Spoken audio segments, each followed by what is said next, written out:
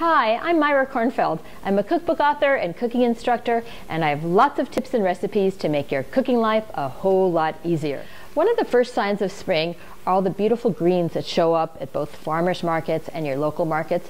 So today I'm going to take advantage of the variety and make a kuku. A kuku is a Persian frittata, but it's really more like a crustless quiche. In the baking will form the bottom crust and the top crust, and it'll be like this beautiful, delicious spring greens pie. I have way more greens than we need for this pie, but I'm going to show you the selection that we're working with. This is chicory, so it's going to give a little bit of bitterness to it. We have here some arugula and some upland cress, so that's going to give this like peppery, fresh spring bite to it.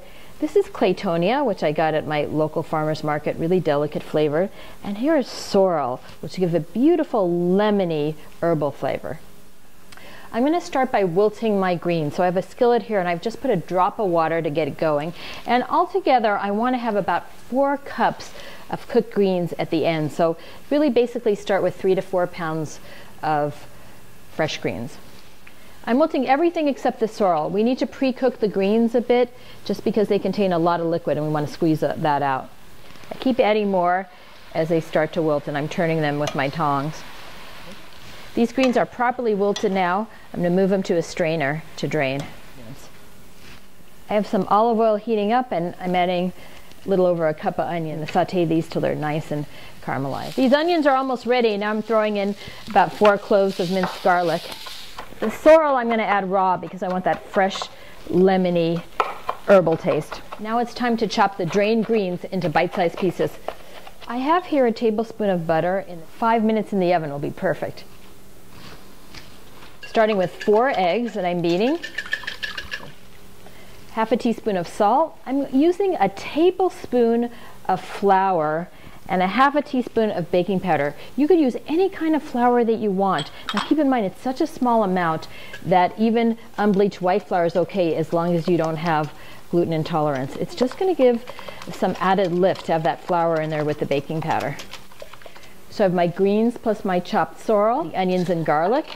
I'm adding a cup of sheep's milk feta cheese as well as a little sheep's milk gruyere. You could totally do this without the cheese and it would be fine. And you could use other vegetables as well, but this is a delicious combo. Sprinkle of black pepper to finish it off. See how the eggs just disappear into the greens, but they are going to bind it all together. So now I could just swirl around the butter to make sure it coats the whole pan. Patting it down and we're ready to bake. The first part gets 20 minutes in the oven at 350, and that was 20 minutes. And when you see some browning along the side, it's time to add that extra tablespoon of butter, and you can use coconut oil or olive oil as well, to the top. And then we'll put it back in the oven so it could develop a gorgeous, deep, golden top crust. There's no need to spread the butter. The oven will do it for us. Beautifully browned.